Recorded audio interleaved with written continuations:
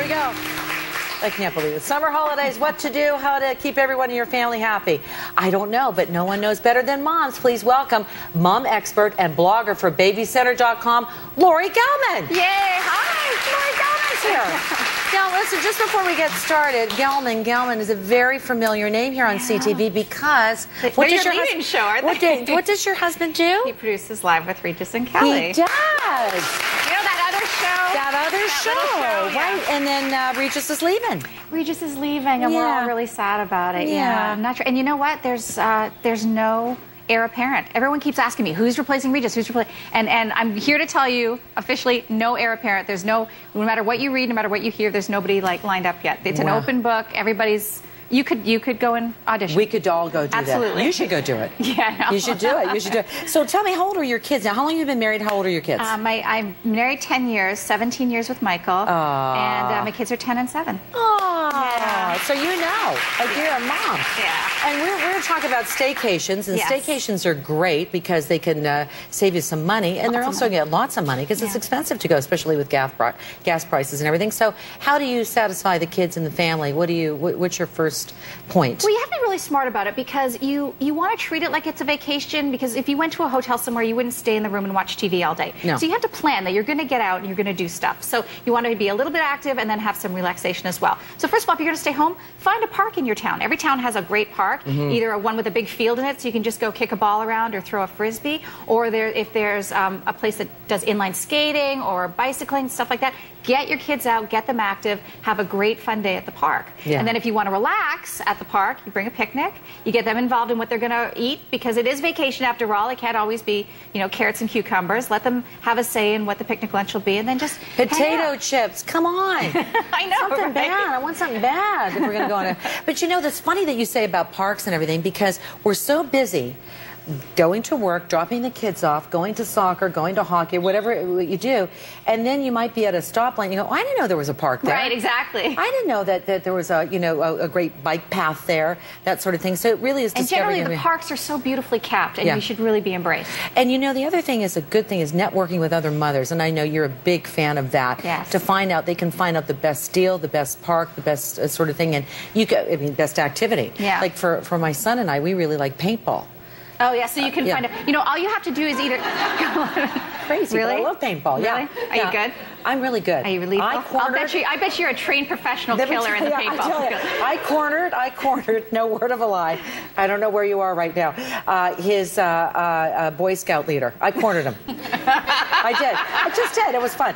But you know what? That's why we got together. I got to get to know the neighbors a little bit better. Right. And the moms and the dads came out. It was a lot of fun. That's what anytime, if you want to know what's going on, you just get onto the blog or Twitter world, and you just find out, ask a question, and you'll get a million answers. That's for sure. Right. But if you want, that's the other thing about a vacation is you don't usually take all your friends. But a staycation, you can actually have all your friends come to you. If you organize, what about a backyard Olympics? You organize it for the day. You invite all your kids' friends, all the parents over, and you get a little friendly competition going. Maybe do like a what's it when you hide things? A treasure hunt. A treasure hunt. Yeah. Have you done that? Yeah, I've actually done the scavenger hunt. And it's really, really fun. And it's a great way to bring everybody together. You sort of get a sense of community. Sure. You get to know the parents of the children a lot too. So if you get into a little bit of a snag, you can absolutely call. And some great friendships are carved out by getting to know your neighbors or the kids' parents that the kids that your kids are playing with. Absolutely. First of all, they'll never survive bad friends, your kids, no matter how good they are. So you have to make sure the kids and the parents are all on board together. And also, it takes a village.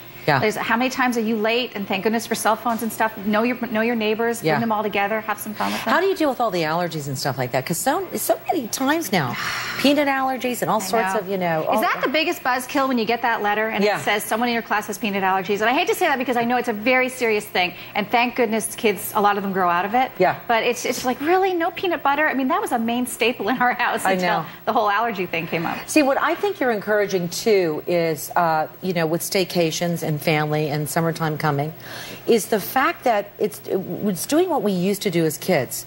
You were brought up where? I was brought up in Ottawa, Ontario, Canada, and my summer, the capital, and my summer consisted of my mother going, there's the backyard, I'll see you at dinner. Yeah, exactly. That's what everybody was. If you were thirsty, you went to the hose and got a drink. And yeah, that's what you did. Yeah. It's simplifying your life. But now people are very afraid. I had somebody on the other day talking about not playing in the front yard and how we've lost all that you have to get to know your neighborhood. Local attractions, by the way, like our zoo here, you know, always would love to have people come to the zoo and support the zoo. Be a tourist in your own town. Right. You know, everybody has something in their town that people come to see and watch and do. So find, you know, a park or a zoo that when I think about like a water park or something exciting like that, or mini golf or something that people love to come and do in your town, just be a tourist. How do you survive rainy days? Rainy days are great because that's when you introduce all the hands-on things. One of the best days I had with my kids was the power went out and there was like no electronics whatsoever. It was going to be really scary, but I played charades with them, and they had never played charades before. Okay. So it was brand new to them. I mean, people rolled their eyes and go, oh, charades. We had a gas. We laughed so hard. Any board games, anything like that, word games, you know. And if there's any arguments, you can always Google, because they'll tell you the rules, right? You know, if you Google the game. Arguments about the games. Arguments about the game, say, no, that's not right. And then you Google, and you go, no, that's not how you play the game. This is how you play the game. That's very true. Everybody does it differently, too. Board games as well. Yeah. Some of this old, I don't know about you, but I've got a cupboard full of old board games, and I haven't used them for so long, and it's so much fun to do. But they're all new to the kids. That's the thing. It may be old to us, but I mean, my kids just are fascinated by things like, Trouble. Remember Trouble with Pop the My Bubble? mother would say, can you put the Pop-O-Matic away? You're giving me a headache. But it was fun to do. Also, one other thing before we take a break is gardening. Yeah. I think this is great because I know my son remembers, you know, getting these seedlings and getting the tomato plants going. You're a big fan of that. We are in our whole family. My husband's a huge organic gardener. Did not know that. You didn't? Oh, yeah. He's big on that. He's such a metrosexual, this guy. He's like the wine and the gardening, and he likes to, you know, rock climb. He's really fun that way. So did you start, so is that what you do? Yeah, you start with seeds or seedlings, and the kids get so invested in growing them, and then you make it their job that, hey, at night, let's go out and water the garden. Sure. Let's go out and water the plants. Make sure, even if you just give them their own little blow-up pool of dirt, and then they can grow whatever they want, and then they learn from, you know, their mistakes. And who doesn't love a sandbox? I do. I love sandboxes too. So Laurie's going to come back because she's got some great ideas for you. Wait till you see what we're going to show you. A little show and tell with Laurie Gelman. Right back. Okay. Very good. I remember doing food.